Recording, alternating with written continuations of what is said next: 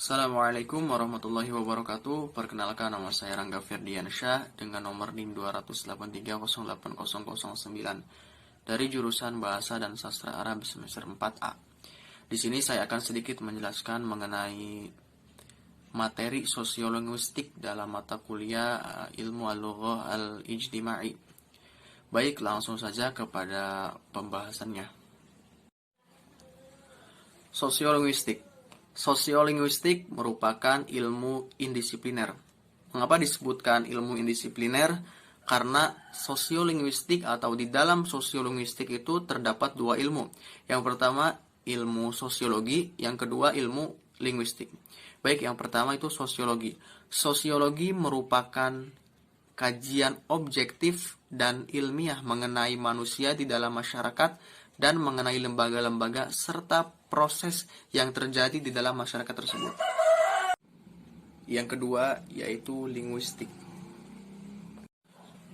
Linguistik merupakan ilmu bahasa atau bidang yang mengambil bahasa sebagai objek kajiannya.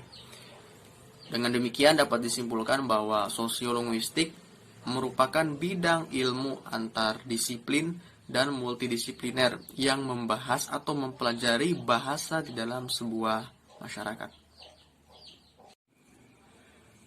Baik, selanjutnya yaitu pembahasan mengenai karakteristik sosiolinguistik. Menurut Hernandez Campoy pada tahun 1993, beliau menyebutkan bahwa sosiolinguistik memiliki karakteristik atau ciri yang khas, yaitu yang pertama, sosiolinguistik merupakan cabang ilmu linguistik. Yang kedua, sosiolinguistik adalah ilmu pengetahuan yang mempelajari hubungan antara bahasa dan masyarakat. Yang ketiga, sosiolinguistik menilai bahasa adalah fenomena sosial dan kebudayaan.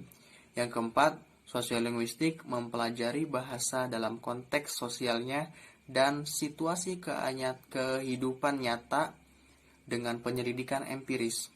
Dan yang terakhir, yang kelima, sosiolinguistik memiliki kaitan dengan metodologi dan materi ilmu sosial. Itulah 5 karakteristik sosiolinguistik yang disebutkan atau pendapat dari Hernandez Campoy pada tahun 1993. Baik, pembahasan selanjutnya yaitu mengenai ranah kajian sosiolinguistik. Ruang lingkup sosiolinguistik terbagi menjadi dua macam. Yang pertama sosiolinguistik mikro, yang kedua sosiolinguistik makro. Nah, istilah mikro dan makro dalam sosiolinguistik itu pertama kali diperkenalkan oleh Fishman pada tahun 1972 dan Huzon pada tahun 1980. Mereka menyebutkan bahwa mikro itu sebagai istilah yang merujuk kepada ilmu sosiolinguistik.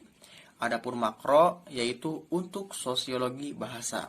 Nah, itu menurut pendapat Hartog pada tahun 1992 dan Fuller pada tahun 2015. Baik, untuk lebih detailnya, yang pertama sosiolinguistik mikro. Menurut Kaulmas pada tahun 2003, beliau menyebutkan atau beliau berpendapat bahwa ranah kajian sosiolinguistik mikro ini berfokus dalam menyelidiki bagaimana struktur sosial dalam mempengaruhi cara orang berbicara dan atribut sosialnya, seperti usia, jenis kelamin, kelas, bagaimana ragam variasi bahasa, dan membentuk cara penggunaan bahasa. Yang kedua yaitu sosiolinguistik makro. Ranah kajian sosiolinguistik makro ini mempelajari apa yang dilakukan masyarakat. Apa yang dilakukan masyarakat dengan bahasa mereka, yaitu sikap dan keterikatan yang menjelaskan distribusi fungsional, bentuk-bentuk bahasa dalam masyarakat, pemeliharaan bahasa, penggantian bahasa, pembatasan bahasa, dan interaksi komunitas-komunitas bahasa.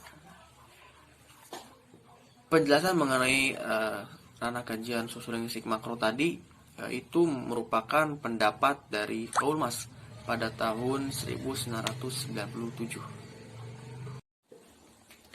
Baik, pembahasan selanjutnya yaitu mengenai sosiolinguistik dan sosiologi bahasa. Di sini saya akan sedikit menjelaskan mengenai perbedaan keduanya. Perbedaan antara sosiolinguistik dan sosiologi bahasa. Yang pertama yaitu sosiolinguistik. Sosiolinguistik ini jadi arahnya lebih ke menyelidiki hubungan antara bahasa dan masyarakat dengan tujuan pemahaman yang lebih baik mengenai struktur bahasa dan tentang bagaimana bahasa berfungsi dalam komunikasi. Sedangkan sosiologi bahasa arahnya lebih ke menemukan bagaimana struktur sosial dapat dipahami lebih baik melalui studi bahasa. Misalnya, bagaimana fitur linguistik berfungsi untuk menandai pengaturan sosial tersebut.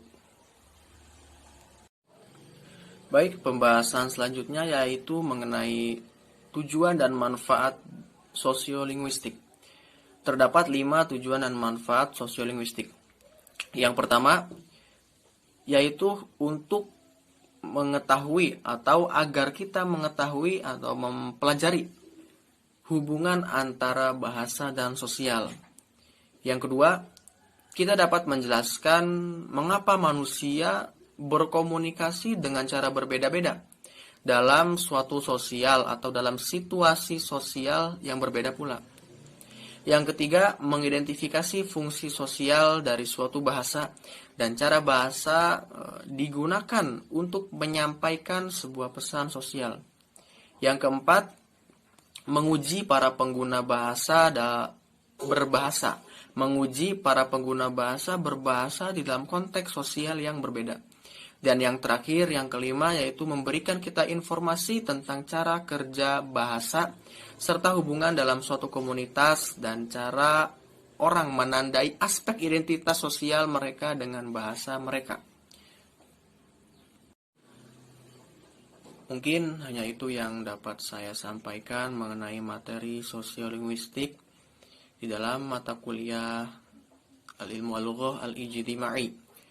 Kurang lebihnya mohon maaf bila ada salah kata maupun keliru dalam menyampaikan materinya. Akhirul kalam, wassalamualaikum warahmatullahi wabarakatuh.